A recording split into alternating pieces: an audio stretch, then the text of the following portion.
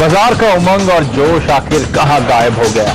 जो बुल अच्छी खबरों पर जोरदार रफ्तार पकड़ लेते थे वो अचानक खामोश हो गए हैं। अपनी ऊंचाई से सेंसेक्स निफ्टी महज 2 महीने के अंदर 6% से ज्यादा टूट चुके हैं। और ऐसा भी नहीं है कि बुरी खबरों का दौर शुरू हो गया है। पिछले कुछ दिनों में तमाम अच्छी खबरें आई, लेकिन बावजूद इसके बाजार मायूस दिखा और निवेशक नर्वस। अब सवाल ये उठता है कि क्या पिछले दिनों की गिरावट निवेशकों के लिए निवेश के बड़े मौके दे रही है? अगर हां, तो कहां हैं मौके? हमारे साथ जुड़ रहे हैं डिस्टिमनी सिक्योरिटीज के सुदीप बंदोपाध्याय, कार्वी स्टॉक ब्रोकिंग के पी फणिशेखर और मार्केट एक्सपर्ट निपुण मेहता। आप तीनों का ही सीएनबीसी आवाज पर स्वागत है। फणी, सबसे पहले आपके पास, पूरी तरह से लग रहा है बाजार का मूड बिगड़ गया है। सेंसेक्स अपने हाई से 1800 अंक, निफ्टी 500 550 अंक की कमजोरी दिखा रहा है। क्यों इतनी कमजोरी, क्यों इतनी घबराहट भारतीय बाजारों में सर? जिस प्रकार का नर्वसनेस है उसका प्रभाव है। क्योंकि पिछले कुछ दिनों से फेड के इंटरेस्ट रेट्स के बढ़ाने का कयास बाजार लगा रहा था। मुझे लगता है कि उसी के चलते अभी भी उन बाजारों में नर्वसनेस है, जिसके कारण यहां पर भी फर्क पड़ा है। और सबसे बड़ी बात है कि ये सीजनली वीक मंथ्स भी है, लिक्विडिटी ड्राई अप हो जाती है कॉर्पोरेट और रिटेल दोनों की, तो उसका भी जो है फर्क पड़ा है। मुझे नहीं लगता कि अदरवाइज अगर प्योरली फंडामेंटल न्यूज फ्लो की आप बात करें तो कोई ज्यादा फर्क पड़ा है। हालांकि खबरों का सिलसिला अच्छा रहा है। हाँ, अर्निंग्स में जरूर कमजोरी के संकेत है, लेकिन मुझे नहीं लगता कि उसको बाजार बहुत सीरियसली इस समय ले रहा है। इस समय सीधा सीधा असर जो है lack of liquidity domestic markets में और विदेशी बाजारों का नर्वसनेस। आपने कई सारे पॉइंट्स टच अपॉन करें, धीरे धीरे आगे उन पर बातचीत करूंगा। लेकिन सुदीप, दिक्कत की बात यह है, जैसे हम शुरुआत में भी हाईलाइट कर रहे थे लीड इन में, कि तमाम पॉजिटिव्स के बावजूद एक तगड़ा सेल ऑफ देखने को मिल रहा है। बड़ा पॉजिटिव, बड़ा सरप्राइज सबसे पहले आरबीआई ने दिया था बजट के बाद, जब 1/4% फिर से दरों में कटौती करी। उसके बाद दूसरा बड़ा सरप्राइज आया जब लेजिस्लेशन के फ्रंट पर हम एक्सपेक्ट कर रहे थे कि कुछ भी मूव नहीं कर रहा है, तब इंश्योरेंस बिल फाइनली सरकार ने राज्यसभा से पास कराया। उसके बाद तीसरा बड़ा सरप्राइज, जिसको फनी ने भी टच अपॉन करा, एफओएमसी के जो स्टेटमेंट्स आए, बाजार एंटिसिपेट कर रहा था कि हॉकिश साउंड करेंगे, लेकिन एक्चुअली शायद वो काफी हद तक डविश साउंड करती हुई नजर आई। इन तीनों इंपॉर्टेंट दिन इंडियन मार्केट्स गैप अप के साथ खुले, लेकिन फिजल आउट होती हुई नजर आई वो पूरी रैली, और हम इनफैक्ट लाल निशान में जाकर बंद हुए। क्या इंडिकेशंस दे रहा है सर? कैसे रीड करूं इन डेवलपमेंट्स को? देखिए, ग्लोबली मार्केट्स थोड़ा सबड्यूड मूड पे है। बात यह बिल्कुल सही आपने कहा कि फेड का जो रेट बढ़ाने की बात हो रही है, उसमें भी उन्होंने थोड़ा बैलेंस्ड व्यू दिया है और markets are reasonably okay with that. पर नर्वसनेस अभी भी है ग्लोबल मार्केट्स में, और उसका असर डेफिनेटली इंडियन मार्केट्स में भी देखने को मिल रहा है।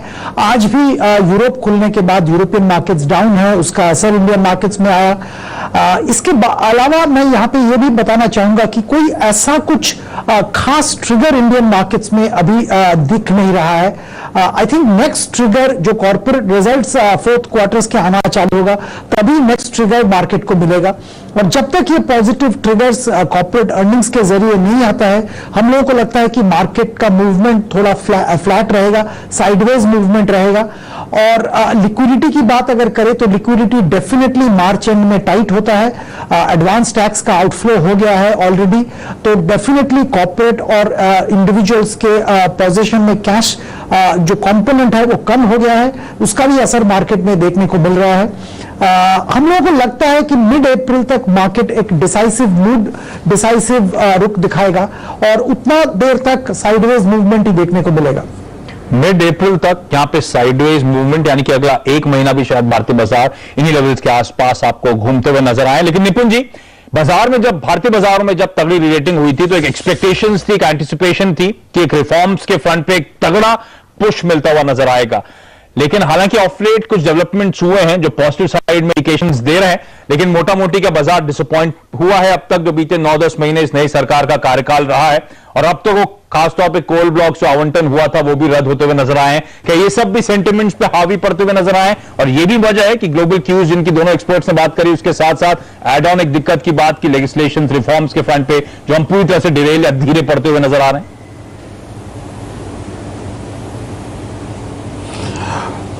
आशीष, कुछ हद तक ये ग्लोबल फैक्टर्स जो हैं वो डेफिनेटली मार्केट्स पे हावी हैं। यूएस के इंटरेस्ट रेट्स गिने या ग्लोबल लिक्विडिटी गिने, दोनों ही इंपॉर्टेंट फैक्टर्स रहे हैं, लेकिन क्लियरली जो डोमेस्टिक रिजल्ट्स हैं, कॉर्पोरेट रिजल्ट्स हैं, उनमें जो लो एक्सपेक्टेशंस ऑलरेडी हो चुके हैं मार्च 2015 के, हमने पहले 9 महीने में बहुत टर्न अराउंड सिग्निफिकेंट नहीं देखा है। एक मार्जिनल इंप्रूवमेंट शायद दिसंबर क्वार्टर रिजल्ट्स में था, लेकिन ओवरऑल 9 मंथ रिजल्ट बहुत अच्छे नहीं आए हैं, और मैनेजमेंट कमेटी भी यही रही है कि जो भी मार्च के रिजल्ट्स आएंगे वो भी अच्छे नहीं आएंगे। तो ओवरऑल अगर FY15 के जो अगर रिजल्ट्स देखें तो लोअर देन एक्सपेक्टेशंस हैं। एक्सपेक्ट ये भी कर रहे थे कि शायद रिफॉर्म्स की वजह से एक अर्निंग्स में टर्न अराउंड होगा, उसमें भी कोई इंडिकेशंस नहीं है। उसका मतलब यही है कि शायद फर्स्ट हाफ ऑफ FY 2016 में भी शायद एक major turn around corporate results में ना हो, एटलीस्ट फर्स्ट और सेकंड क्वार्टर में तो इतना सिग्निफिकेंट टर्न अराउंड नहीं लग रहा है। एडवांस टैक्स के जो फिगर्स देखें जो 15 तारीख को आए थे, उनमें भी जो कुछ दिग्गज कंपनियां हैं उन्होंने काफी कम टैक्स भरा हुआ है पिछले तिमाही के कंपैरिजन में। तो क्लियरली इंडिकेशंस यही आ रहे हैं कि कॉर्पोरेट रिजल्ट्स में कोई ज्यादा एंथुजियाज्म नहीं है, और इसी की वजह से एक लो बिजनेस कॉन्फिडेंस ग्रेजुअली होता जा रहा है। जो पार्लियामेंट में बिल्स पास होने थे उसमें कुछ हमने इंटरेस्टिंग कुछ अच्छे अप्रूवल्स देखे हैं, बहुत राज्यसभा लोकसभा में दोनों में इंश्योरेंस बिल पास हो गया, कोल माइनिंग बिल पास हो गया, लेकिन अब भी जो एक दो इंपॉर्टेंट बिल्स हैं, लैंड बिल है, ये एक पॉलिटिकल इक्वेशंस की वजह से रुका हुआ है, ये भी एक इंपॉर्टेंट बिल है। और उसी की वजह से जो इंफ्रास्ट्रक्चर स्पेंडिंग जो बजट में गवर्नमेंट ने अनाउंस किया है 70,000 करोड़ का, वो भी शायद स्लो डाउन हो जाए आगे, इसमें ज्यादा मोमेंटम नहीं आ सकता है जब तक कि लैंड बिल अप्रूव नहीं होता है। तो कुछ कारण हैं बोथ कॉर्पोरेट अर्निंग्स के as well as political and reforms की वजह से, जिसकी वजह से एक मार्केट में नर्वसनेस बिल्ड हो रही है और एक साइडवेज मूवमेंट हम देखते आ रहे हैं। ओके फनी, बड़ा सवाल यही है इंडिया इंक का परफॉर्मेंस कब तक इंप्रूव होगा, क्योंकि अब तक जो तमाम कैलकुलेशन से मेरे ख्याल से हेवायर जाते हुए नजर आए हैं, कब तक आप एक्सपेक्ट कर रहे हैं कि फाइनली वो फंडामेंटल्स वैल्यूएशंस को कैचअप करते हुए नजर आएंगे, कब तक हालात सुधरेंगे, क्योंकि वो बहुत जरूरी है मार्केट्स को अगर परफॉर्म करना है। देखिए, अब तक 2 बारी जो है कैलकुलेशंस गलत हुई हैं। सबसे पहले लोग सोच रहे थे कि सेकंड हाफ ऑफ FY15 चीजें इंप्रूव होंगी, वो नहीं हुई। फिर ये एक्सपेक्टेशन मार्केट में बना कि FY16 की शुरुआत से होगा, वो नहीं होगा। अब लेटेस्ट अगर आप देखें तो, और हालांकि ये एस्टिमेट्स अभी एनालिस्ट ने करना बाकी है, मुझे लगता है कि सेकंड हाफ ऑफ FY16 से आप एक्सपेक्ट कर सकते हैं कि चीजें सुधरेंगी और बहुत हद तक बड़ा इंप्रूवमेंट आप FY17 में देख पाएंगे। ये एडजस्टमेंट मुझे लगता है कि अभी मार्केट में होनी बाकी है। जरूरी नहीं कि ये हो, अगर मान लीजिए कि सेंटिमेंट सुधरता है ग्लोबली, तो मुझे लगता है कि ये वैल्यूएशंस यहां बरकरार रहेंगे, हालांकि मार्केट बहुत ज्यादा ऊपर ना जाए, लेकिन करेक्ट भी शायद ना हो। चलो, तो अभी फंडामेंटल्स को कैचअप होने में समय लगेगा, इंडिया इंक का परफॉर्मेंस इंप्रूव होने में ज्यादातर एक्सपर्ट्स मानते हैं कि अभी थोड़ा सा टाइम लगना है, लैग के साथ वो इंप्रूवमेंट देखने को मिलेगा। तो बाजार में ऑफ लेट जो करेक्शन देखने को मिल रहा है, 6% अपने रीसेंट हाई से बाजार ऑलरेडी करेक्ट हो चुके हैं। कितना और दबाव इंडियन मार्केट झेलते हुए नजर आएंगे, और इस प्रेशर के मार्केट्स में जब दबाव देखने को मिल रहा है, आपकी रणनीति क्या हो? हमारे तीनों एक्सपर्ट्स हमारे साथ बने हुए हैं, उनसे जानेंगे इस छोटे से ब्रेक के बाद।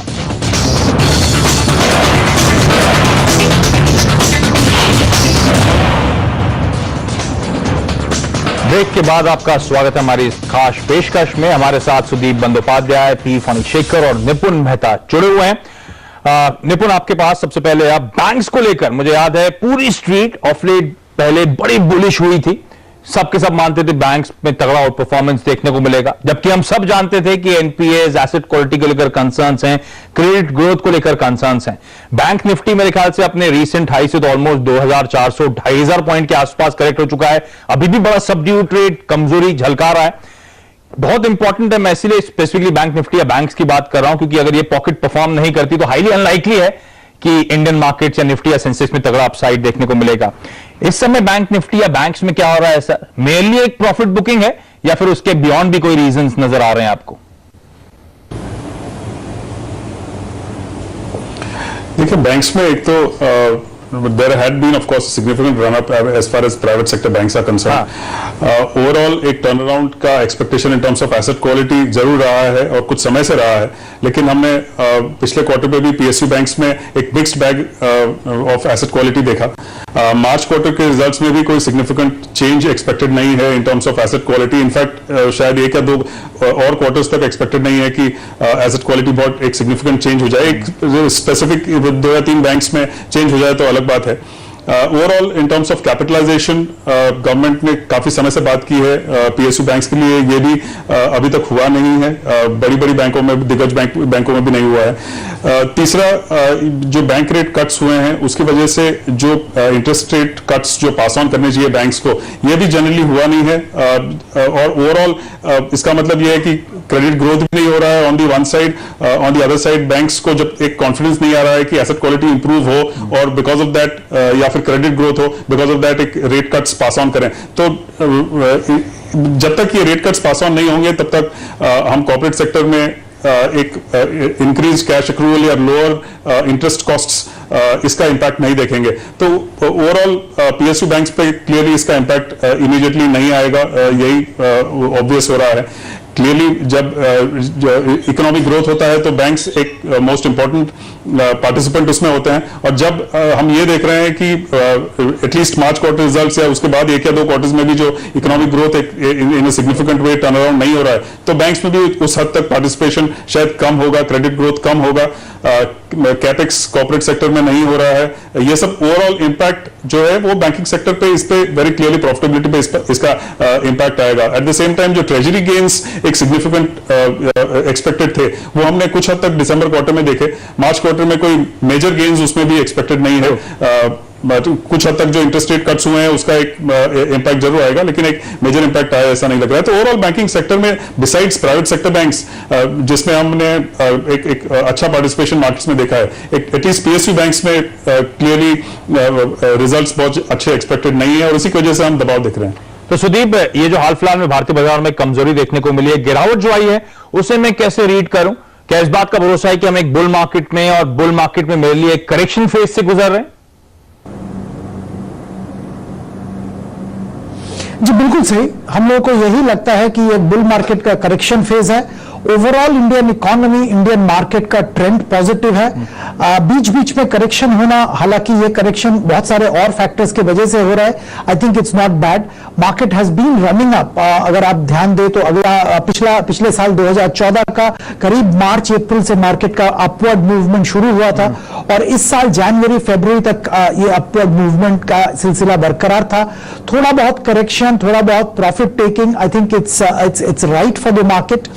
आने वाले दिनों में इंडियन इकोनॉमी का ग्रोथ रेट जो एक्सपेक्टेड है वो दुनिया के ज्यादातर इकोनॉमी से ज्यादा है, और ग्लोबल लिक्विडिटी में ज्यादा कम होने की संभावना नहीं है।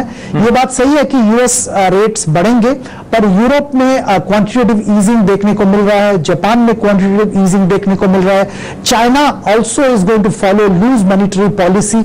आई थिंक ओवरऑल अगर आप देखें तो ग्लोबल इकोनॉमी में लिक्विडिटी की कमी नहीं रहेगी, और ये लिक्विडिटी परफॉर्मिंग मार्केट जैसे इंडिया में जरूर आएगा।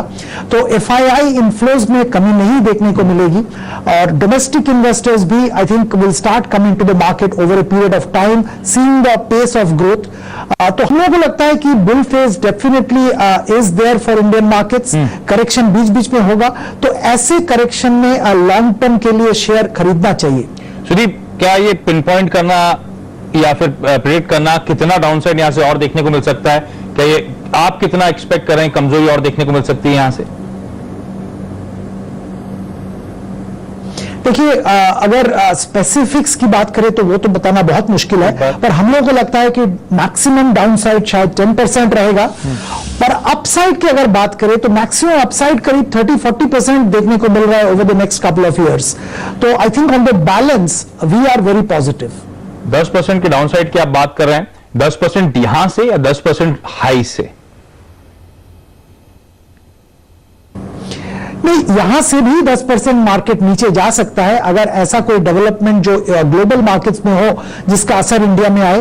वेनेजुएला का डिफॉल्ट की बात चल रही है, ग्रीस का एग्जिट का एक संभावना हमेशा लगा रहता है, ऑयल प्राइसेस अचानक बढ़ जाने की संभावना है।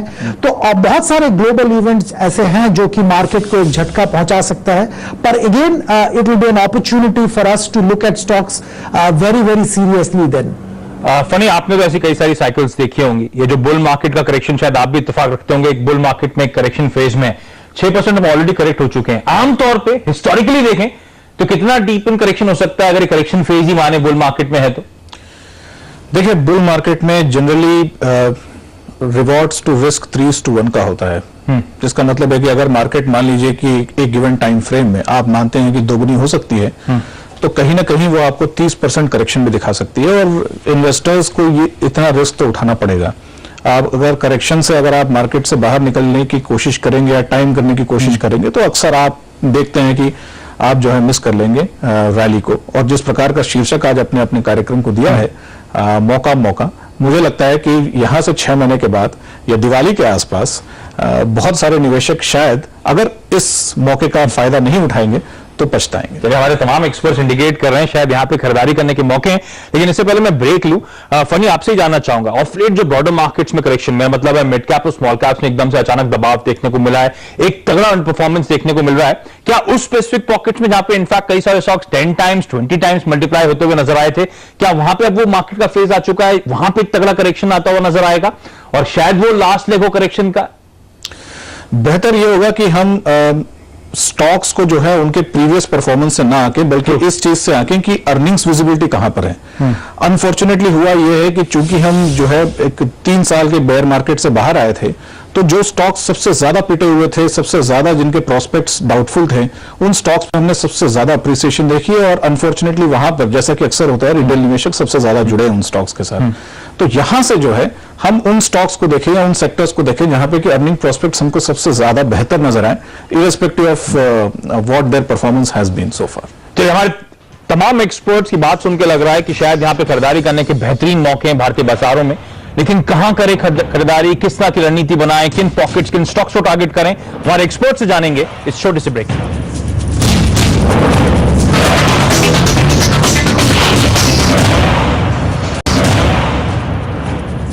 ब्रेक के बाद आपका स्वागत है इस खास पेशकश में। हमारे तीनों एक्सपर्ट्स बने हुए हैं जो कि मान रहे हैं कि शायद एक बेहतरीन मौका है भारतीय बाजारों में ये खरीदारी करने का। फनी, अगर ये वाकई मौका है जैसे आप भी हाईलाइट कर रहे हैं, आगे चल के तमाम लोग तवज्जो देंगे इस बात का कि इस करेक्शन में खरीदारी कर ली थी, तगड़ा रिटर्न कमाने वाले हैं, तो कौन सी वो पॉकेट्स हैं स्पेसिफिकली जो आपको अट्रैक्टिव लग रही हैं, कौन सी वो सेगमेंट्स होंगे जिन पे आपकी नजर है जहां पे खरीदारी के मौके ढूंढने चाहिए sir? Private sector banks, NBFCs और ऑटो स्टॉक्स, ये वो तमाम पॉकेट्स हैं जहां पे कि आप भरपूर खरीदारी कर सकते हैं। तो प्राइवेट सेक्टर बैंक्स में स्पेसिफिकली, क्योंकि अभी ऑफ लेट कमजोरी है, इनफैक्ट आईसीआईसीआई जैसा बैंक दिग्गज वेटेज बड़ा तगड़ा है, लगातार जो कमजोरी दिखा रहा है, इसमें आप कह रहे हैं खरीदारी करने की, या फिर ऐसी कुछ स्पेसिफिक बैंक्स में खरीदारी करने की, निबलिंग करने के मौके ढूंढूं मैं इस समय? जी बिल्कुल, जो जितने बड़े निजी सेक्टर के बैंक है वहां पर आप किसी भी बैंक को चुने और आप भरपूर वहां खरीदारी कर सकते हैं। और ये ऑटोज में जब आप कह रहे हैं खरीदारी करने के मौके हैं, तो क्या ऑटो एंसिलरी या फिर अलाइड एक्टिविटीज पे भी फोकस करा जा सकता है सर, या फिर स्पेसिफिकली दिग्गज ऑटो कंपनीज में ही खरीदारी करें? ऑटो एंसिलरी में अगर आपके पास में अगर बेहतर रिसर्च है तो आप उसमें जा सकते हैं, लेकिन अदरवाइज जो 2 व्हीलर स्टॉक्स हैं या कमर्शियल व्हीकल्स के जो स्टॉक्स हैं वहां पर आप जरूर अपनी निगाह बना सकते हैं। फाइनेंशियल सर्विसेज स्पेस, ऑटोज, वो स्पेसिफिक सेगमेंट्स हैं, खासतौर पर प्राइवेट सेक्टर बैंक्स, जहां पे आप खरीदारी करने के मौके ढूंढ सकते हैं। लेकिन सुदीप, कोई स्पेसिफिकली स्टॉक्स जो आपको इन लेवल्स पे पसंद आ रहे हैं जहां पे आप खरीदारी करने के मौके ढूंढ रहे हैं सर? जी, ऑटो, एंसिलियरी और फार्मा मिड कैप स्पेस में बहुत अच्छे स्टॉक अभी भी अट्रैक्टिव वैल्यूएशन पे अवेलेबल है। इसमें गैब्रियल इंडिया का नाम मैं करना चाहूंगा। ऑटो एंसिलियरी में बेहतरीन कंपनी है, 2 व्हीलर मार्केट में इंप्रूवमेंट के साथ साथ इनका भी परफॉर्मेंस बढ़ रहा है, तो हम लोगों को लगता है 110 रुपया तक इसका टारगेट लेके आप खरीदारी कर सकते हैं, 1 साल का नजरिया लेके।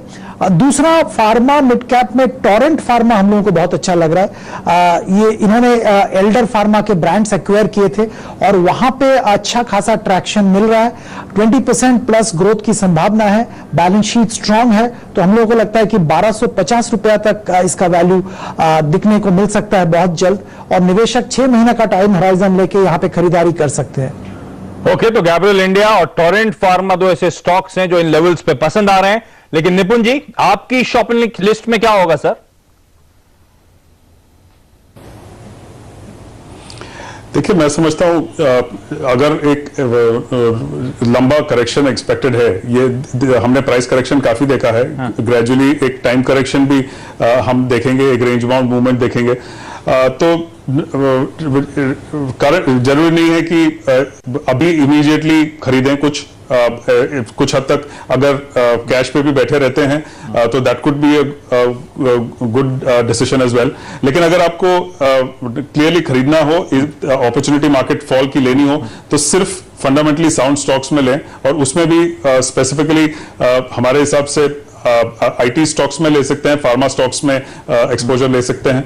क्लियरली जहां पे रिजल्ट्स अच्छे आए हों, 9 मंथ रिजल्ट्स अच्छे आए हों, आगे रिजल्ट्स अच्छे एक्सपेक्टेड हों, उसी में करें। जहां पे भी अनसर्टेनिटी हो इन terms of management commentary being और मैनेजमेंट गाइडेंस बीइंग कंजर्वेटिव और बीइंग नेगेटिव, तो उसमें एक्सपोजर जरूरी नहीं है लेना। लेकिन जहां पे भी fundamentally sound stocks with in these 2 segments हों तो क्लियरली एक्सपोजर ले सकते हैं। चलिए, तो हमारे तीनों एक्सपर्ट्स मानते हैं भारतीय बाजार शायद एक लॉन्ग टर्म बुल रन में ही है, और ये जो आप दबाव देख रहे हैं मेरे लिए एक करेक्शन है, और शायद एक बेहतरीन मौका है आपके पास इन लेवल्स पे इंडियन मार्केट में फिर से खरीदारी शुरू करने का, क्योंकि आगे चलते हुए तगड़ा आउट परफॉर्मेंस इन तमाम स्टॉक्स में देखने को मिल सकता है। Financial services, auto, fundamentally strong spaces जैसे कि IT, pharma, stock specific, Gabriel India, Torrent pharma, ये वो स्टॉक्स हैं, ये वो पॉकेट्स हैं जिन पे आप नजर रखें, जिन पे आप मौके ढूंढें। आप तीनों को इस खास पेशकश में हमारे साथ जुड़ने के लिए बहुत बहुत धन्यवाद। नमस्कार।